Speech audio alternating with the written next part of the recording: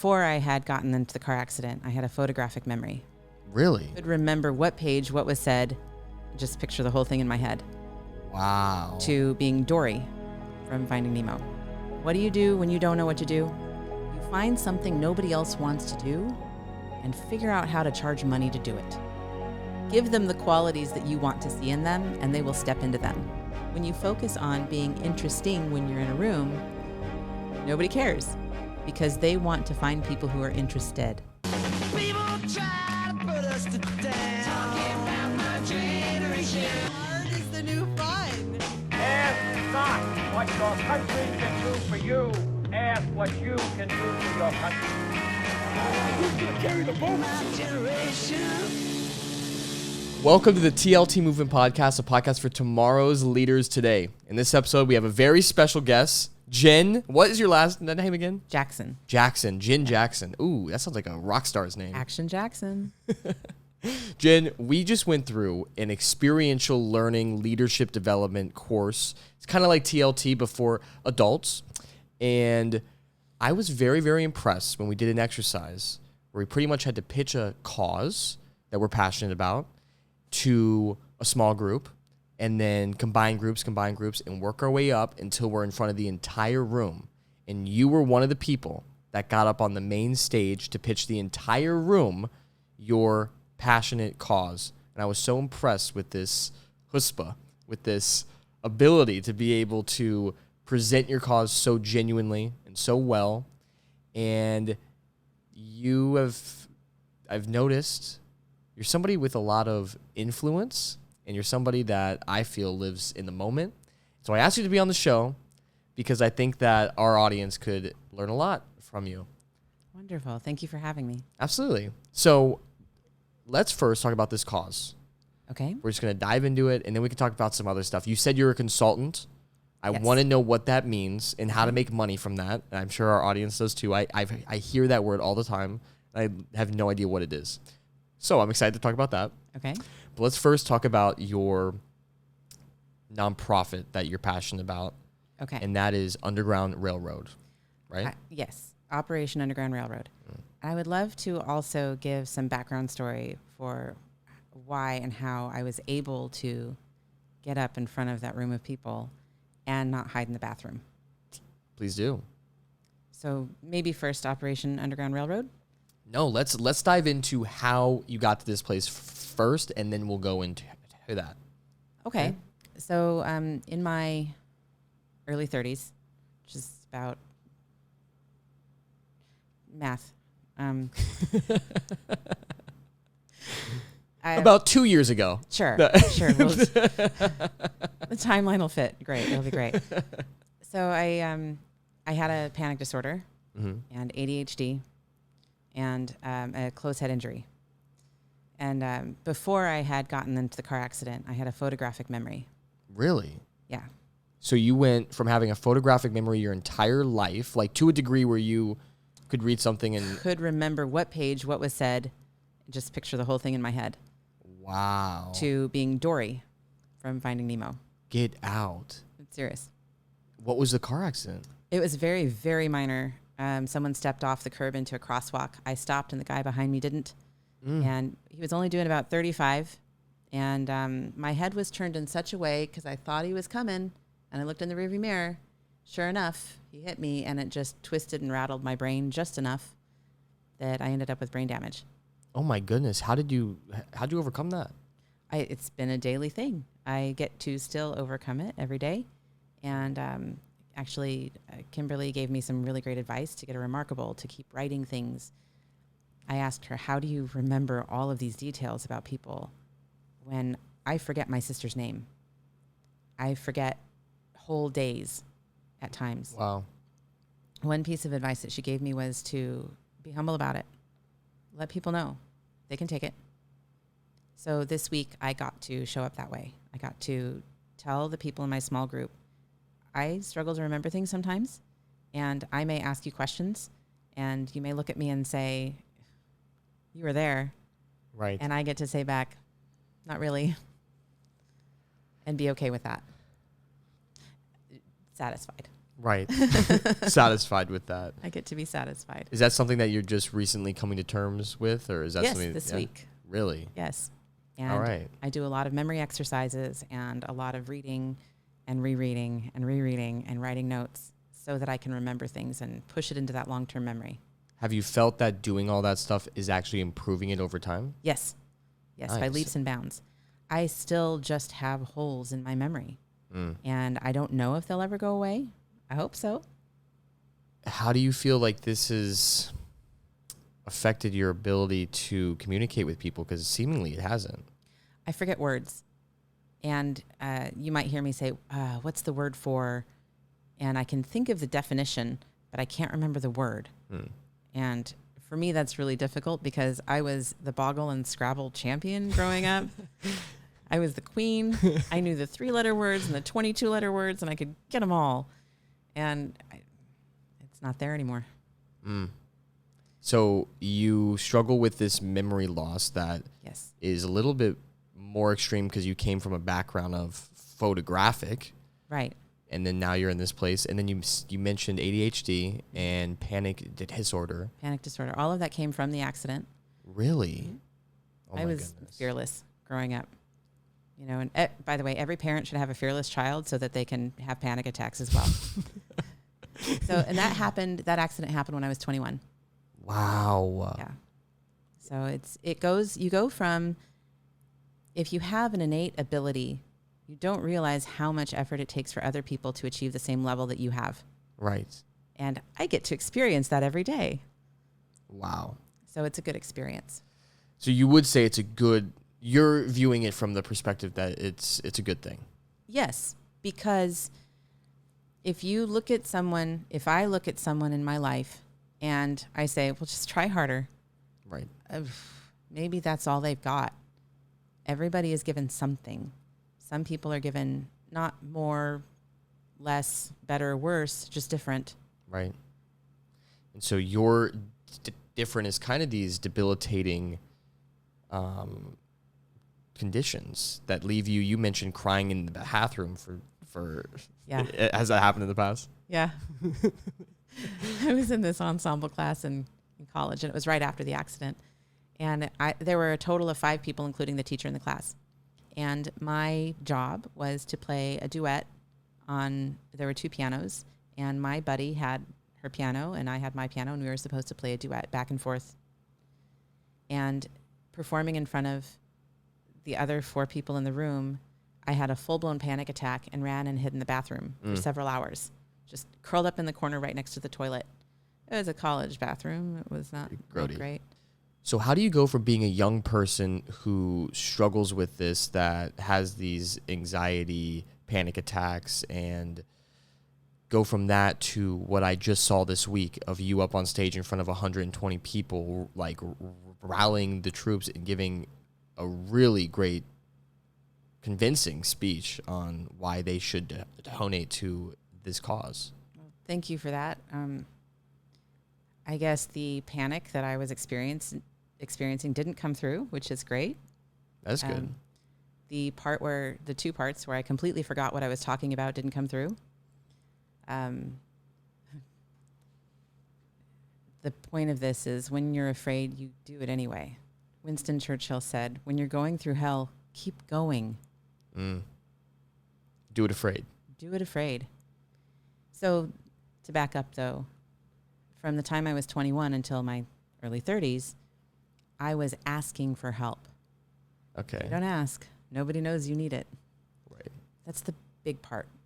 I was saying to pretty much everybody I met, I need help. I don't know how to fix this. And finally, in my early 30s, someone said, oh, you should really go to this Champions workshop. Here's a ticket. And by really, I mean, please go. Yeah. So I went. It was a Thursday night, and the personal mastery was the next day, Friday, Saturday, Sunday. And now I should preface, I was on welfare, and I had no money. I had a car that didn't have much of a motor to speak of. It burned more oil than gas. Okay. It was super. And so I show up at Champions, and I don't know if anyone remembers the pull-ins. the facilitators, the pull-ins. It was Scott and Kim Michelle. Mm. Larger than life, awesome people. So they're facilitating, and I get through the 3 hours. Oh, the minute before I went, I told an old friend that I was going, and I was hemming and hawing and, going victim and all this. And he goes, go. Do everything opposite of what you think. Stand up. Be the first one to volunteer. Put your butt on the line. For Pete's sake, do something. And I went, oh, okay. That hurts. So I went and was fortunate that one of these ladies that I kind of sort of knew but didn't really sat next to me, this very robust redhead. And by robust, I mean just life is just oozing out of her pores. She's always smiling. She's always cheerful. I don't know how. It's amazing. And I'm pretty sure she was poking me with a knife. It might have just been her keys. Every time they asked for feedback or something, she'd say, stand up, do it. And I'd jump up and, of course, get called on. Yeah. It's good. The key poking strategy is a good one. Yes, use the keys. So and we're still friends today. She's a great friend. She's actually been through all of Clemmer at this point and cheers me on. It's great. Nice. So I'm standing up and I'm giving feedback and I'm just saying, I'm just broken. And they're like, are you? And I'm standing in the front sharing, which that never would have happened. I was sweating buckets and just in tears the whole time. Sure. And at the end of it, I walk up to, I'm thinking her name is Kim Michelle. And I say, I need this. And she says, no, honey, you deserve this. And I said, whatever. I need this. So I max out my credit card, my only credit card. And I show up the next day. And I am like doing the same thing, getting poked with keys, pushed out of my seat, being vulnerable, and doing it anyway, even though it was against everything that I felt comfortable doing. And then at the end, I'm standing there with my unsigned application, telling Kim Michelle, I need this. And again, you deserve this. And I'm like, whatever. Sure. I need to be there. Right. You guys have the change I need. Finally. This isn't like the therapy that I've been going to for 10 years. Right. This is different. There's something amazing about this, and I need it. And she goes, well, you haven't signed. So when I signed it, she grabs the application out of my hands. And I'm not sure if I'm remembering this correctly, but if I remember correctly, she said, great, because someone already paid for you. Really? Yeah. Who was that? I don't know. Probably the girl who was sitting next to me poking me with her keys. Wow. Because I didn't have the money for it. And so I got to come up with, I found a facilitator who was driving out, and she picked me up. And I packed protein bars and, things that I could get on food stamps. And had a suitcase full of those and very few clothes. And that was all I had. And, when people bought me a coffee, I would gratefully accept it. And I sold gift certificates for cleaning because I had just started cleaning houses to get there. So I get to San Francisco, and I know that I'm the quit at 20% person. And I got to put that into action and know exactly where my 100% is. And what you mean by that is when you get to 20% of your actual capacity, you quit as opposed to allowing to bust through that and see that 80% of energy that you still have left. Yes. Okay. Well, this is hard. I quit. Right. Had always been my mantra in life. And I got to see how far I really could go with amazing people. Seeing yourself do this, did it kind of give you some sort of revelation or confidence to bring that into your actual real life? It was, even though you're afraid, do it anyway. Because you won't get anywhere if you stay in your comfort zone.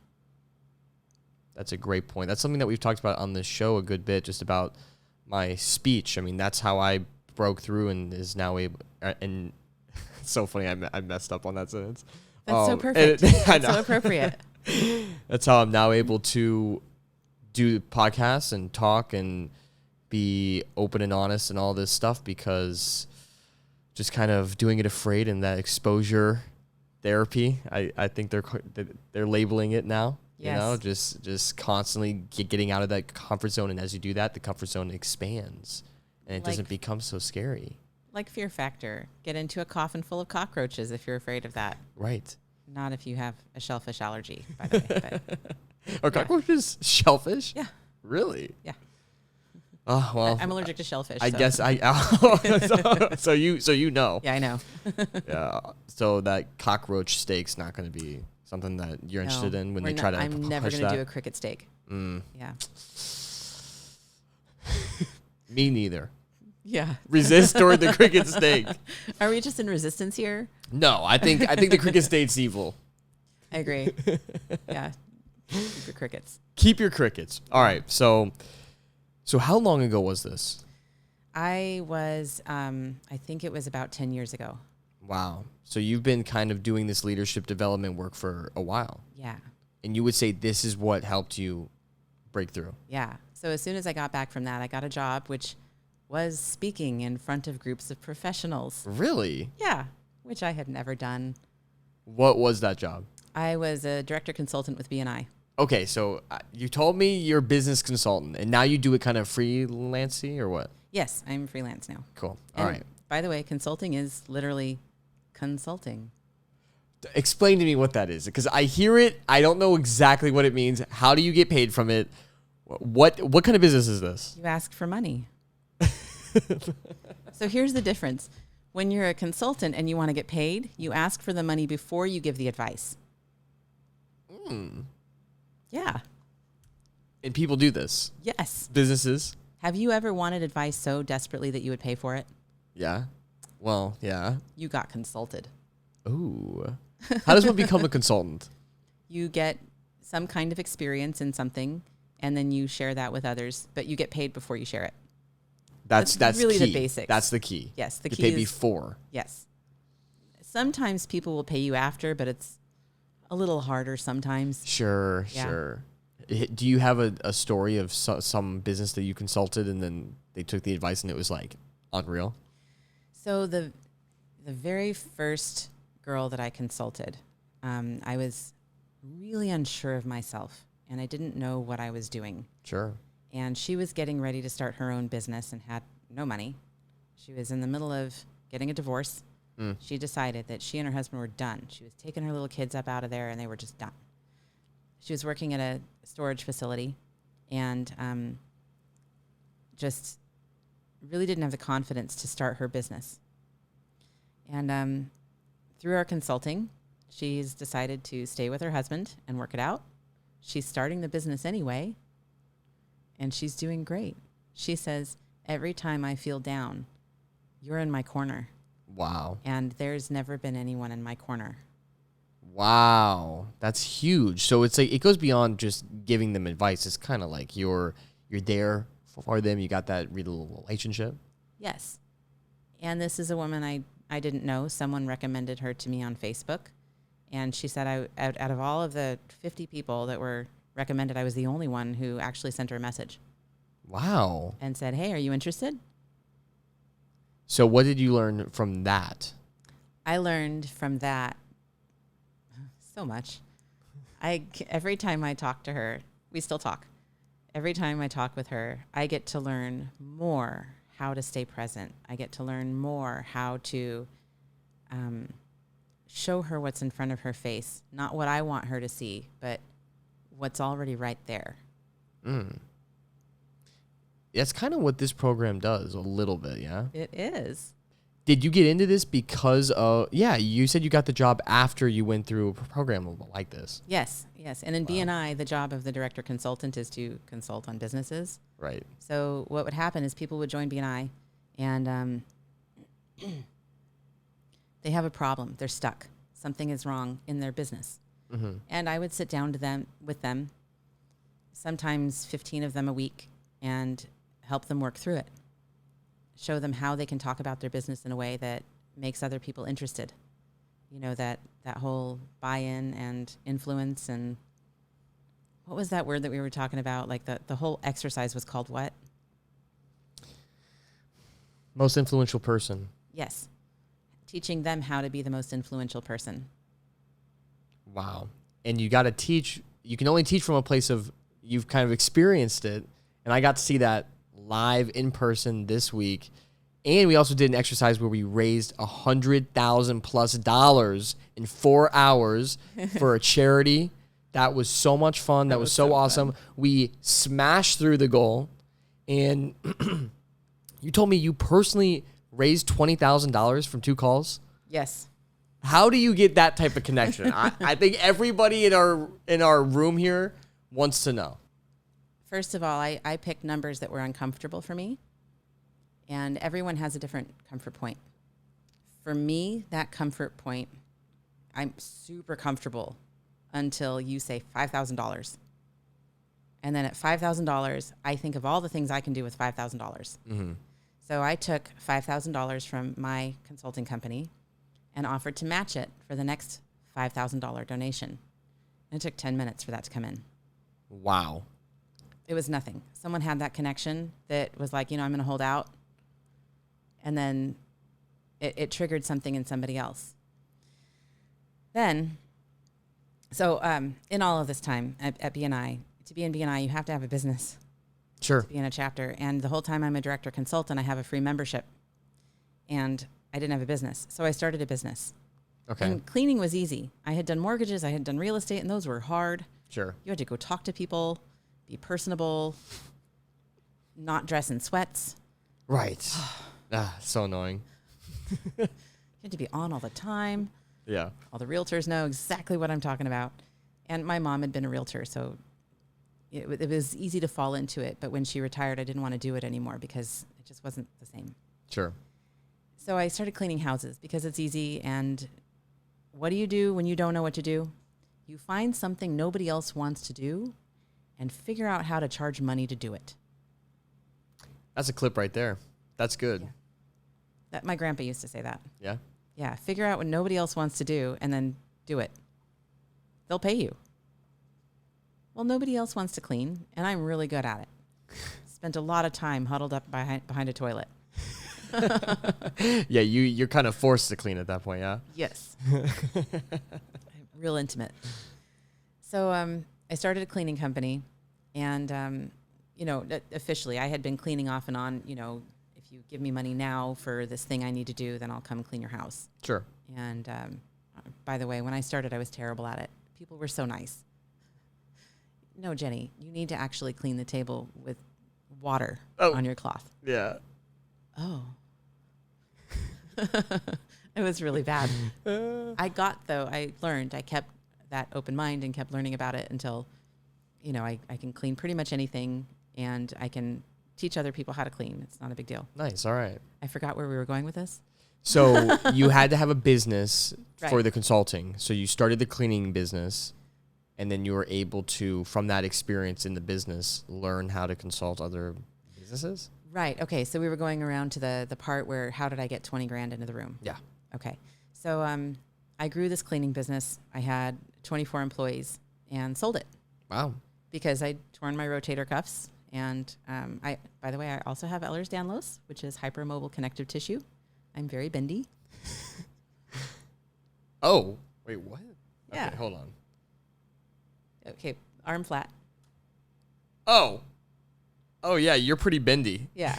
And these go all the way down. Oh, yeah, I definitely can't do that. Yeah.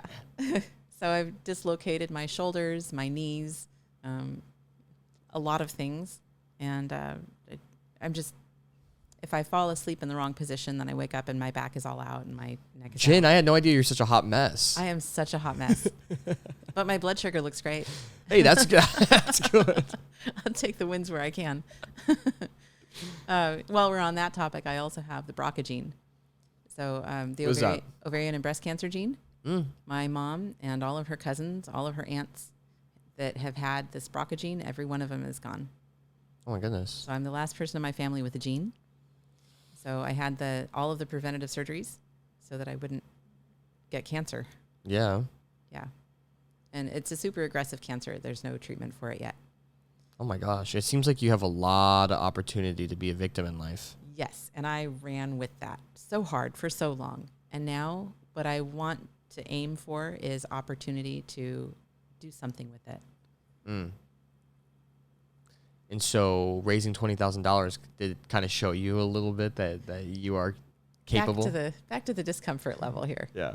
Okay, so the cleaning business, I sold it to a gal, and I had already texted her in the morning. I spent the entire exercise on the phone, calling, texting, Facebooking, Instagramming. I did a video on Instagram. I have never done that before. Oh, yeah? Wow.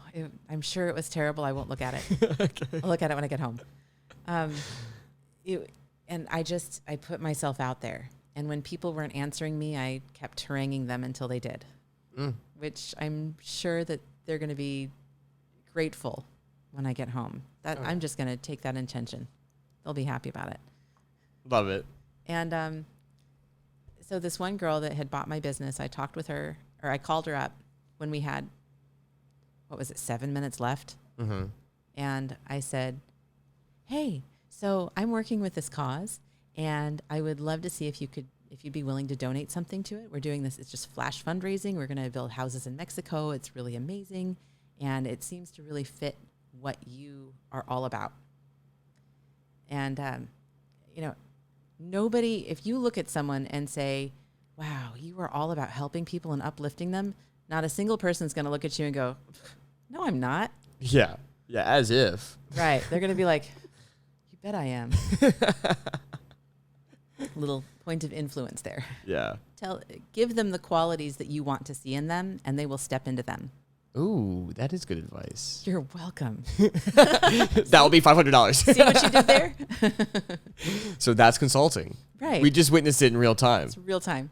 Wow. So she said, well, I think I'm okay. I could do $500. And I said, I think you can do better than that. No way. I did. I got to witness a lot of people make their calls, and they went a lot like this. Hey, if you could just give anything at all, even $10, that'd be good. How about $5? Oh, yeah, that's perfect. Thank you so much. I heard that a lot. And that for those people, it's great. $5 is all they've got. No problem. We'll take it because that's amazing. Thank you. And in the Bible, they talk about the widow woman who goes up in front of to give her tithe, and she gives all that she has. Right. And then I think it was the Pharisees who gave a small pittance out of their abundance and made a great show of it.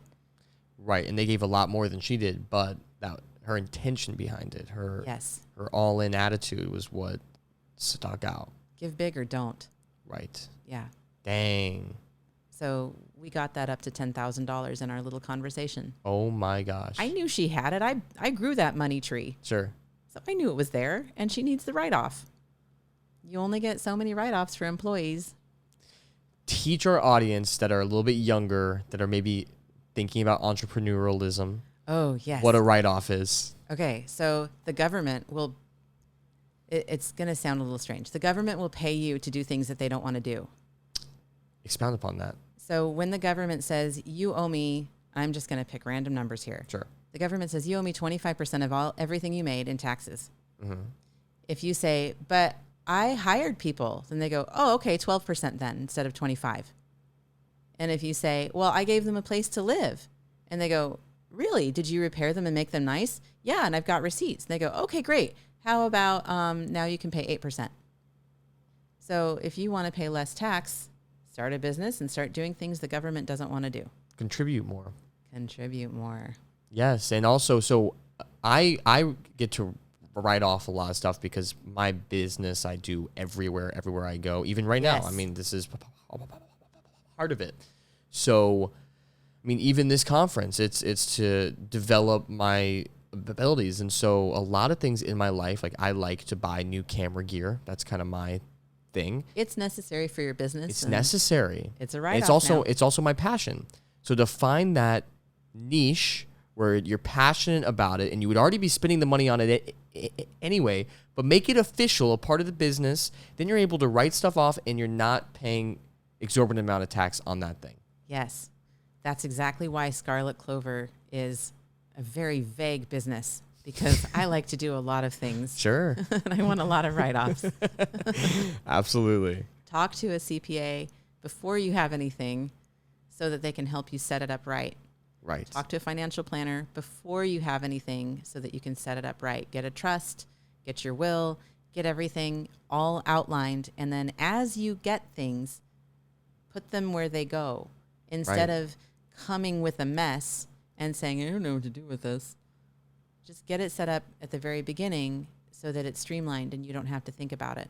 Right. And it's great to start young. Yes. Because We've all heard of compound interest. Right. If you put in money, a little bit of money for your entire life into an interest-bearing, even a savings account, turns into way more money than putting huge chunks in later in life. 100%. Yeah. So, like, let's say a person listening to this right now is 21. They start putting in $100 a month, and they commit to that for a couple decades, which is possible. It's possible. It could grow into millions. Yeah, yeah. If you have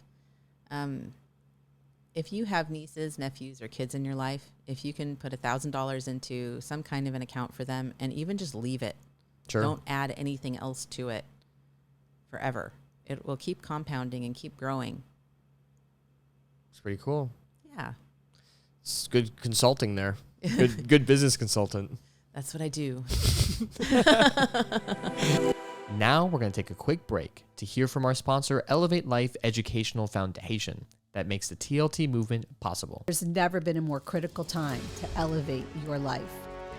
We are starting a movement, TLT Movement, helping tomorrow's leaders today to transform, step into their greatness, and have breakthrough in the areas of emotional intelligence and spiritual intelligence so they can step out in life and do hard things, learn their identity, step into their purpose at a young age.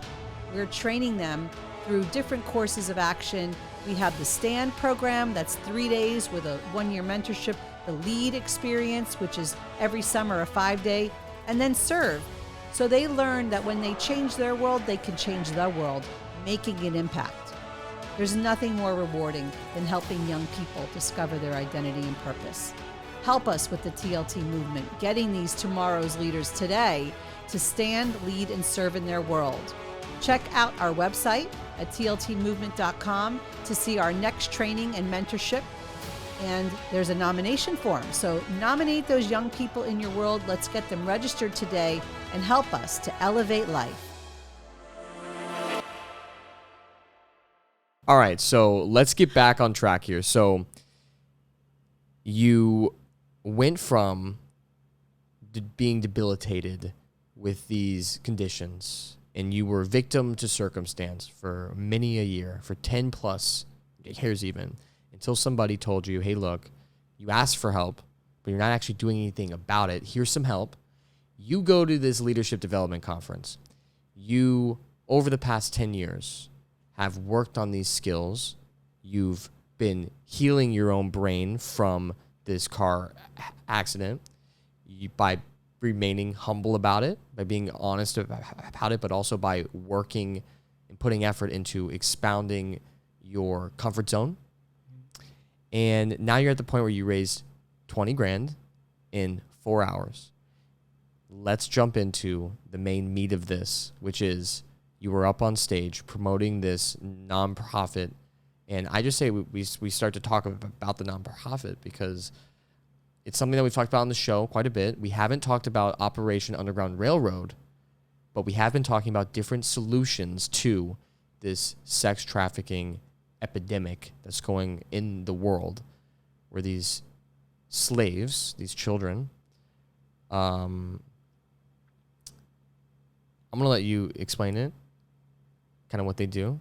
Okay. And if someone in our audience cares about this, we're going to link it all down below to donate. And if you know somebody in your life that maybe have resources that you don't and they want to donate, it's all going to be down below. But I'm going to let you take the floor here. The one thing I want to say first is that if you look at, like I did, if I look at someone in my contacts and say, they wouldn't want it, they wouldn't do it, then I'm taking away their chance to make a difference. And I don't like that. I don't like it when people take away my choice. Sure. Much like these children who are being trafficked, they don't have choice. And I think it's better for the world if we give everyone a choice. So don't be afraid to ask. It's the worst that could happen. Are they going to tell you no? Right. That's not that scary. It's not. You say no, I say next. Mm. And just keep going. Okay, so a couple of years ago, I heard a podcast, and it was Tim Ballard. I'm fuzzy on the details of his life story. The things that I remember, he had a ton of kids, and he had a really cushy government job. The government job said, oh, yeah, you can't actually rescue kids. So he quit. 2 years from being completely vested in retirement. 2 years with a ton of kids and a wife at home. And his wife, one of those strong women, said, yeah, you got to go. You need to do this. They both stepped out in faith, and they go out and they rescue kids like what you would see on Cops. You know, Right. The full regalia, running into a building and plucking kids out of these situations, which I think is awesome. Yeah, You know, that SWAT is team. awesome. In the movie, The Sound of Freedom is about him. Yes. Yeah. It's about his life. And I just love Jim Caviezel. So that was a selling point to get me to the movie. Oh, yeah. And, it was fantastic. It was so powerful and very well done. Like, actually filmed well, acted well. Everything was great. Yes. And I was looking for, I wonder where this is going to turn into a B movie. And it never did. It never did. I loved it. It was so good. Yeah. Oh, it was great. So I had listened to the podcast and I thought, yeah, slavery's bad. And then I have a friend who had been in the military, and his whole purpose was owning humans is wrong. And I always thought, yeah, that's really bad. It wasn't until I saw the movie Sound of Freedom that it connected. Like, just it hit me in the gut and stayed with me. And then I listened to that podcast with Tim Ballard again. And he said, your life expectancy goes down to 7 years once you're in slavery.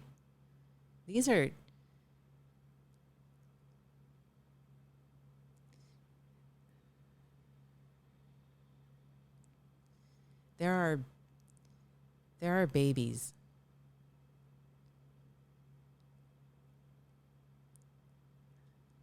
Six-month-old babies in slavery. They're sex slaves. And I can't even fathom that.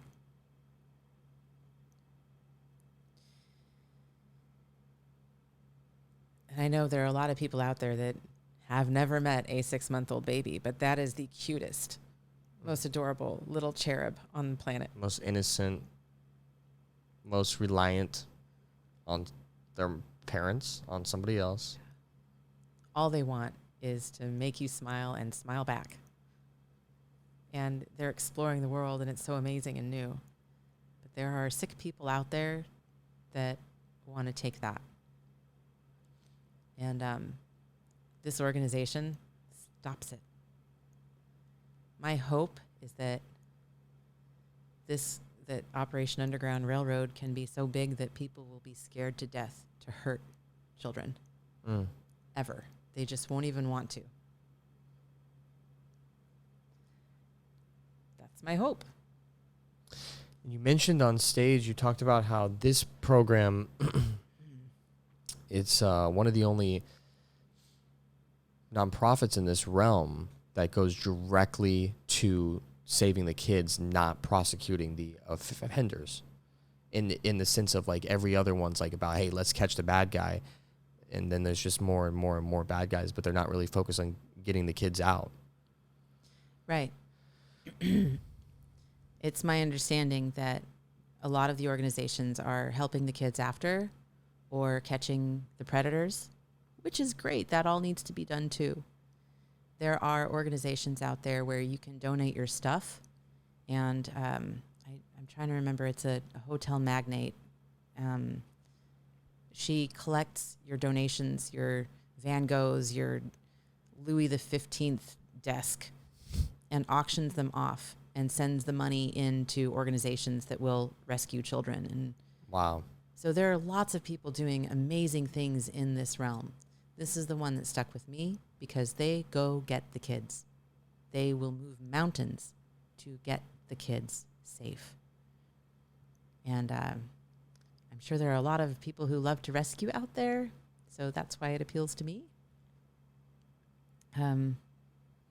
Yeah. You want to expound upon that a little bit? Liking to be rescuing. So my purpose in life is to be love and to give love. And it might sound, oh, you hippie. Yeah. The fact is, it's kind of tough. There are some people out there that aren't so lovable, and I get to work on that every day. And the most loving thing that I can think to do is to give someone a loving environment to grow up in and flourish, and to be the person who can rescue them out of a bad situation is the most loving thing you can do. Give of yourself to give them a better life. Right. You know? Absolutely. Yeah. Yeah, I mean, I've been looking for solutions for many years on this. It's been something that I've been quite passionate about because I know that childhood sexual molestation and all this, it really does damage a person for life. You know, it's like it takes a lot of healing from that. And so from one experience, I couldn't imagine something they said in The Sound of Freedom is like, hey, you can only sell drugs once. You can sell a kid 5 times a day for 10 years. And now it's like, oh my gosh. Yeah. These kids are really going through it. And if it's all they know, it's like that life is just so, I couldn't even imagine. So it's been something I've been so passionate about for years. And I'm like, okay, but what do I do? Like, do I go down to some foreign country and bust open the door and shoot everybody and get the kids? I don't know how to do that. Right. Do I donate to some charity that says that they'll do it? Do I educate? Maybe they won't. Yeah, maybe they won't. Maybe they take the money. I don't know what's going on. Seems helpless. Seems like the problem keeps growing. Yeah. I don't know where these people are coming from.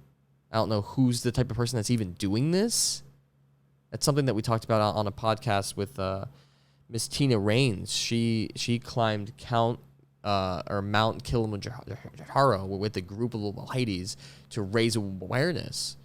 And she got a bunch of TV spots and donations flooded in for this exact thing. Wow.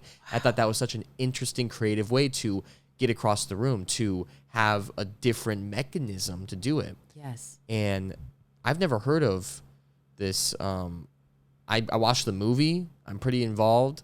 It kind of freaks me out. I can't really focus on this topic for too long because it really does affect me. Yes. And so, but I've never heard of Operation Underground Railroad. It sounds amazing. I've looked into it. It looks legit. Yeah. And so I feel like this would be a very good mechanism to be able to fight this and be able to help those kids. I agree. That's why I'm in it. And I think everybody else in that room agreed too, because it was the 2 people that got up on stage. It was you and another woman promoting the same cause. From the same town. We Yeah. both have crazy hair. Did you see hers is purple? Yeah. Yeah? You got blue hair? Yep. What inspired the blue hair? I love blue. Okay. Yep. Oh, wow. I was expecting some deep, Okay. So it raises questions like that. Why blue? Well, first of all, I love blue. It's great. I am not in a corporate job anymore, so I can have blue. And I like it when people come up and tell me that they like my hair because I want to talk with people. Sure. I want to get to know people, and I get to meet other people who look like tropical birds, just like I do. And I make friends. I have made so many friends just because I've had blue hair. I got to say, I would never dye my hair blue, but when I see blue hair or some crazy thing, I always go up to them and I'm like, hey, cool hair. See? Yeah. Yeah. And so then, I make friends. yeah. Is there another mechanism that you've recognized in your life of how to do that without dyeing your hair? Yes. What because is when I that? was in the professional capacity, I got to dress like every other corporate person on the planet. Right. And The way that I typically dress is when I'm in a professional capacity is incredibly conservative. Black and tan. That's it. Like nothing fun, nothing exciting. My excitement is in my jewelry, which is like 2 pieces, max. That's it. Sure. Nothing more. Don't want to be gaudy, right? So I get to show up with a huge smile and bright eyes. And when you have that welcoming expression on your face, then people are drawn in. They want to get to know the happy, cheerful, positive person who's over there just, hi, who are you? I can't wait to get to know you. When you focus on being interesting when you're in a room, nobody cares because they want to find people who are interested. Wow. So going into a room, being curious, having that open heart, open mind, I am so excited to learn all about what you have to do. What are you doing in this world? I can't wait to hear it. And you keep asking questions about it. And you really have to stay present because if you have a canned answer, it's not going to fit. Sure. That's such a good point. That's something that we've really learned here is that you give what you want to attract. Yes. And so if you're giving out love and smiles and happy, good vibes, you'll attract that type of person. And then it's like a snowball effect. And it goes the same way if you want to gossip and be negative and drink and smoke and do all the stuff that maybe you know deep down is kind of holding you back. You're going to attract the people that are into all that stuff, and it's going to weigh it down a little bit more, make it a little harder to become that person that maybe you would like to be. That's happy and smiley and interested. And I've noticed that too. That's like the number one thing. When you're interested, genuinely curious about what other people have to say, the conversation just flows and you're able to really bond, and also they'll be interested back. And then you get to share what you're interested in. And I think everybody kind of low-key wants that. And that's why they like people that are interested. I heard a speaker once say, I already know about myself. I was there. I want to hear about you. That's good. I just That's heard very that good. a couple of weeks ago, and I thought, oh, that is great. I love that. Yeah, that's awesome. I'm going to aim to live like that. 100%. And I've heard since I was a kid, the wisest guy in the room is usually the quietest and just the person observing / asking all the questions. Yes. I was listening to a podcast. I don't know too much about Warren Buffett. I know he's an investor. I know he's worth billions of dollars, like 90 billion or something, right? I know he lives in a modest house. Yes, That's somewhere. what everybody Yeah, says. yeah. I don't know too much about the guy, but I was listening to a podcast where the guy ate with him once, and he couldn't wait just to learn all about this guy to gain something. Warren, he just apparently was just asking him everything. He didn't even get a shot to ask him anything because he was just so thirsty for the knowledge of maybe what this person knows that I don't. And when you go into a conversation with that, even I do it with kids all the time where I'm like, I'm not gonna, like, it's the child. Like, I'm not gonna learn anything from the kid. But then I go at it from a different view and I'm like, hey, look, what can I learn from this child? And what can, like, and I've gotten less surprised over the years, but it's like every time you gain something from everybody, they all know something that you don't know. You just have to extract it. Yeah. And those kids, they're still fresh. They just came from heaven. Yeah. Yeah, totally. They got the down low. They're the best, dude. I love kids so much. Last night we had a birthday party, and there were some kids running around, and they're so genuine. They're so funny. They're so present. That's something that I've really taken away this week was I am not present. And maybe you can help me with this quote, but they said something like, man is crucified between the regrets of the past and the anxieties of the future. I think that was it. Yeah. Yeah. I wrote it down. I wrote it down too. And I love that because I find myself constantly, if I'm not reflecting on past mistakes, I'm thinking about what's next. And when you're doing that, you're not living in the only thing that's actually real, which is right here, right now. Exactly. Yeah. It's so trite and it's so true. The present is the present. Yeah. Yeah. So true. And we're not promised tomorrow. No. If I've learned anything over the past couple of weeks, Something that they also said that I loved was live every day like it's the first time and it's the last day that you got. Yes, first day, last day. Yes. That is so great. It's so great. There are so many things that I have put off and procrastinated, and you only get as much time as you have. So why wait? I've had this book in my heart for 15 years, and I've been slowly trudging through it, writing a little bit here and there, and barely getting anywhere. Yeah.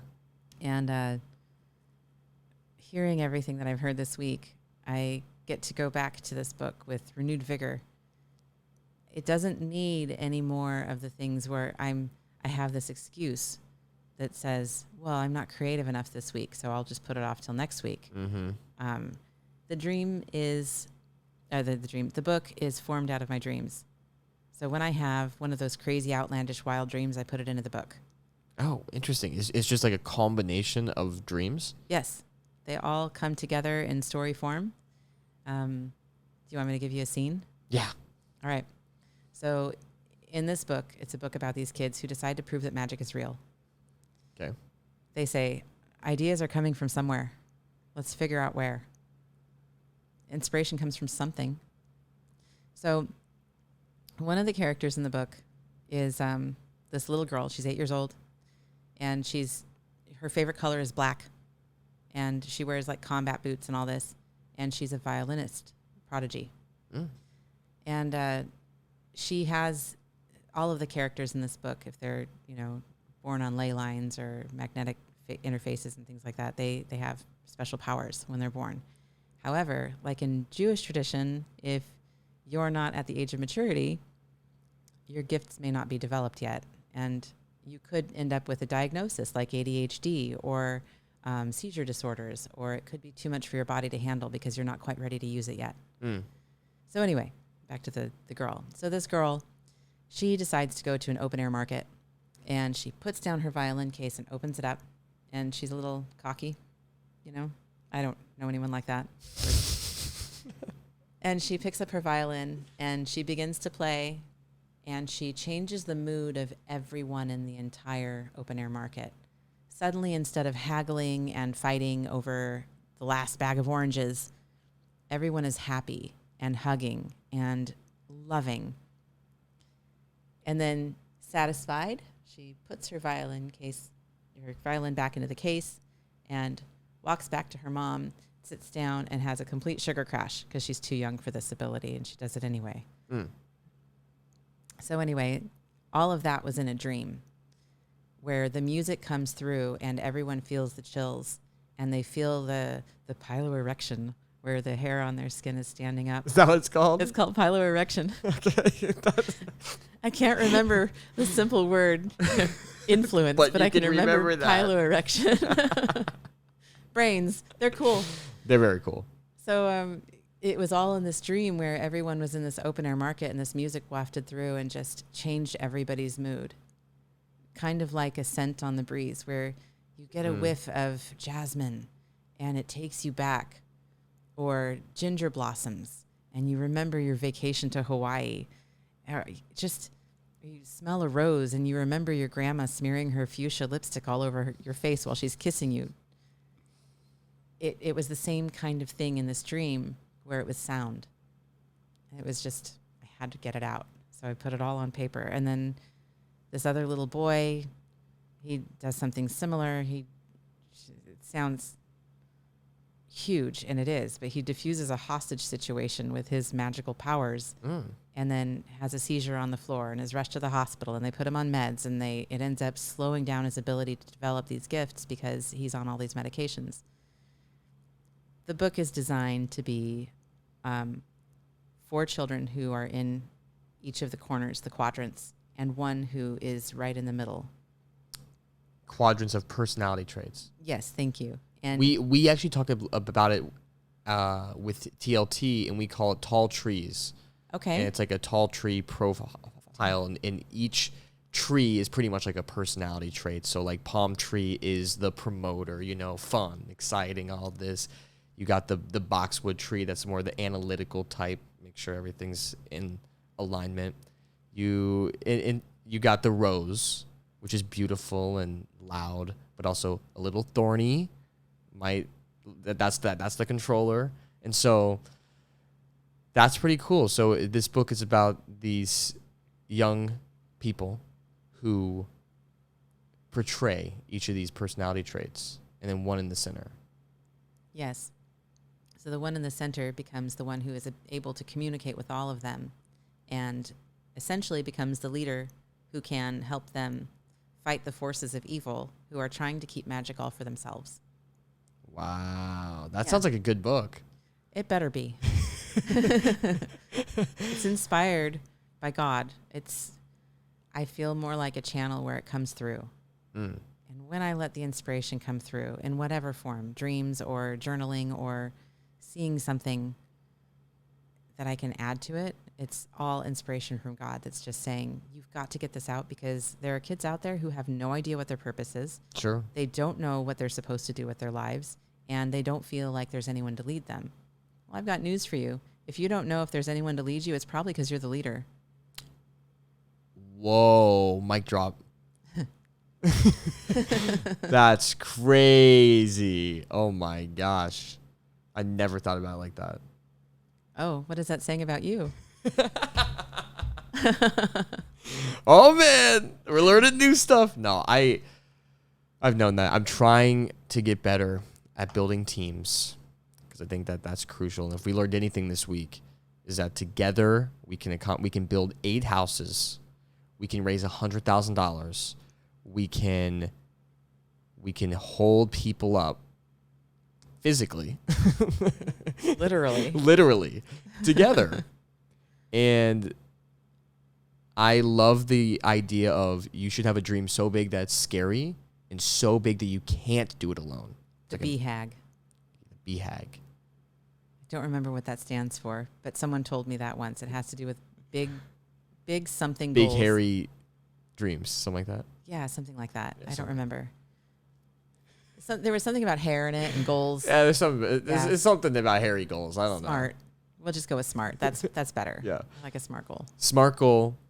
Remind me what a smart goal is. Oh, what are all of them? It's there's, let's see, Specific. specific, Thank you. Measurable. Measurable, Obtainable. timely. Well, that would be smart. Oh. Oh right. I should read more books. Okay. We should maybe look at our notes on this one.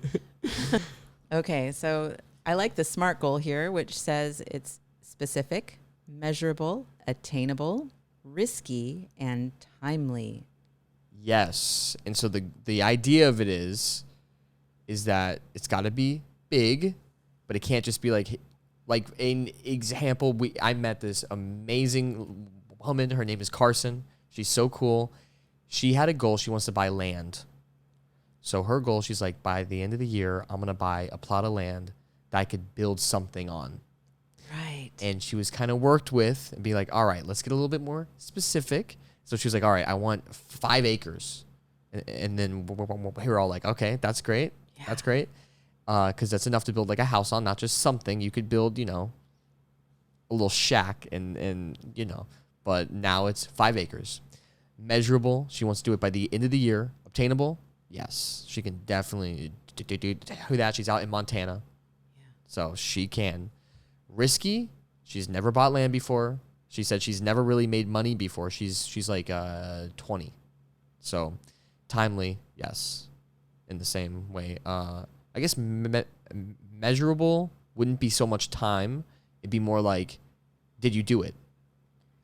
Right? Yeah, I think it depends on the goal.